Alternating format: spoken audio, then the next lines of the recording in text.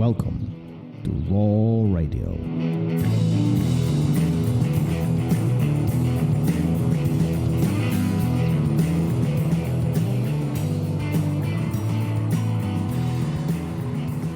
And we are live for Yes, the we are. takeaway. Gary, what did you think about the conversation with Sophia? I think it was a great conversation. It went. She always has deep conversations with people. It went deeper than I thought it was going to go, and we learned a lot about her as a person. And I think the takeaway is perseverance. This is somebody. My God. Yeah. I mean, I've known Sophia for many years, but I think perseverance really defines who she is as a person, as a businesswoman, as an instructor, jiu-jitsu instructor. I mean, driving through the early stages of her life and in the teenage years in gymnastics and overcoming the obstacles of injuries and so on. And even before that, right? I mean, the reasons why she got into gymnastics. I mean, it's mind-blowing. Like from such an early age, the drive, but it's not only the drive, is the figure out the ways how to achieve things despite of the obstacles they're surfacing ahead of her throughout her entire life. Yeah. And she's been good at getting the things she wants in a positive way. And, she's got a tenacity and patience. And I hesitate to use this word because I think it has a negative connotation a lot, and especially with women for some reason, but she's cunning. She knew what she wanted. She knew how to get there, and she knew how to make the people around her support her and help her get there without them knowing it. And I do not mean any of that in a negative way at all. She knew how to get to where she wanted to be. It kind of boils down to leadership 101, right? I mean, we are all dealing with people, especially when you're in a leadership position, and not only convincing people to follow you, that's one aspect of it, but two, we find ourselves in situations where sometimes these things don't work out for everybody, and some people don't like what you do, or you might not like the rules that you are, or the environment that you are in, and you do have to deal with people. Convincing people and getting them on your side is part of the game every single day of our life. Whether you're a politician or a jiu-jitsu student or jiu-jitsu instructor or runner or a swimmer, it doesn't matter. We deal with people, even as parents, part of being a community, right? I mean, we have to have this ability to talk to people, and more than anything, I think figure out the ways how to work with the environments that we find ourselves in as we go towards the goal that we have ahead of us. And I think that was a big takeaway from me, really. The perseverance on the way to the goal. So she had the goal set very, very early on. And it might have been vague, it might be very high level, very generic, but the goal was there. She's going to do this. She's going to make an impact, and her entire life turns into this mission.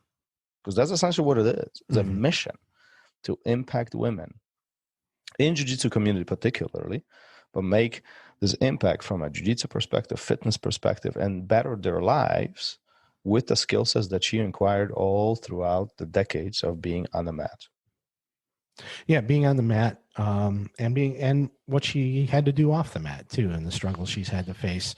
Whether I had no idea. She brought it up early on that she had health issues as a kid, and she talked about just being a scrawny, sickly kid, and at that time, the medications she was on, she could tell even at a young age that they were hindering more than helping, and she was determined to change that. And with her, her determination and resolve, even at a young age, she was able to turn things around and then start her athletic career.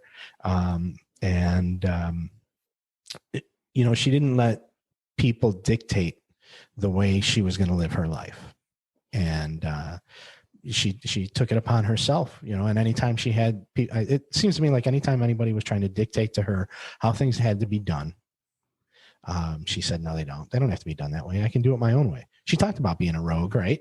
And she decided to set her own path, and she was determined to stay on it, and she persevered, and she's still moving forward. And she's still moving forward, right? And I think that's the big thing that hit me all along the way with this conversation is the fact that the goal was there. She might not know how to achieve it, but one day at a time, she was making these small improvements, despite of the obstacles that arise. She was working around them. She's always trying to, what Armin actually was talking about recently, building bridges, connecting people, finding how to be friends with everybody, despite of her personal views, despite of her personal opinions. She's making friends with everyone with the common goal to better this community that she is creating. And today she's building, thousands of women around the world that I understand with the Girls on Top community. And she has this mission to create a better way, a better platform for all these women and girls to train jiu-jitsu and fitness with a safe place, with a great instructions, and I mean, her as a leader to kind of continue driving in that direction. Yeah, and she's going to make big changes, I think, in the jiu-jitsu community and the health and fitness community by carving out her own niche and taking her own path, and it's going to. I think we said during the episode, she said it's going to ruffle some feathers, but, hey, times are changing and you got to keep up. Right.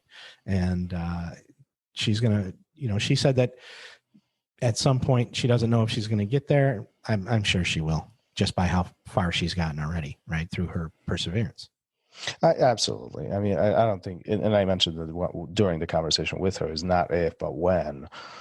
Her impact so far is so huge. I think very known in jiu-jitsu community, not only within the women, but all together. And she's definitely creating her own path and continue driving this. But there's one more thing that struck me too in this interview. Extremely driven. Yeah, don't you think? Sure. Like this takes us to the next level when she was talking about it. Listen, when there's things are not going my way, I work harder. Yeah. I lock myself in. I get in this zone where this obstacle doesn't exist. Like I will find a way. And that's a different level stuff. Yeah, when things are going tough, instead of shutting down or breaking down, she gets hyper focused and keeps moving forward, and it's gonna get her where it's gotten her this far, which is amazing, and she's changing people's lives and changing people's minds and how they think about the world we live in, not just the jiu-jitsu world either, and it's because of that attitude she has, that when that's such a cliche, but when the going gets tough, the tough get going, right? And she's doing it, and she's setting a great example by doing it too.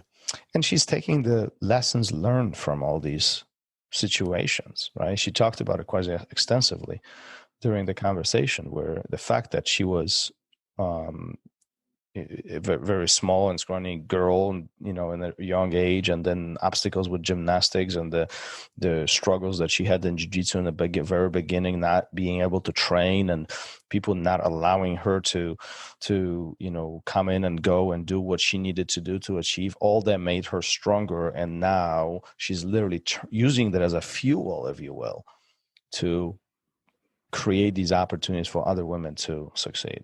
Yeah, she's learned from all these experiences. Some people get that hyper focus, or they put on blinders and they just keep going forward, and they don't learn from all those things that have happened to them. And she's learned from it all, and she's using it all to figure out her goals and what works and what doesn't. Right.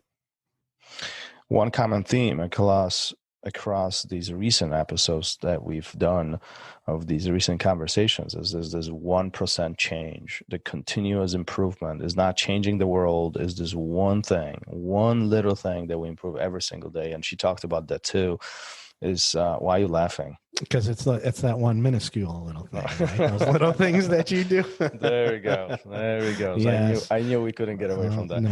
No.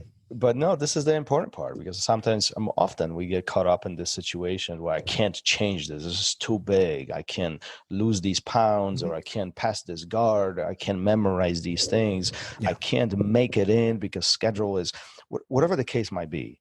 We're trying to fix the problem versus introducing one small change and being very persistent about it. And she said in the episode, you asked her how she does all the things that she does from like a time management perspective. And she said she gets up every morning and says, what can I achieve today? And I think when you have goals, and we know that her goals are well thought out and calculated, and she's probably, what can I achieve today is how can I chip away at that, right? Like you said, those little increments, that 1%. So every morning, and I asked her if that was literal. A lot of people say, I get up in the morning and I say, how can I make today better? And I said, when she said that, I said, is that literal? And she said, yes, I get up every morning and say, what can I achieve today? And then she starts, chipping away, knocking it down so that she can reach those goals. And I think that the goals she has for Girls on Top, she'll meet. It'll happen.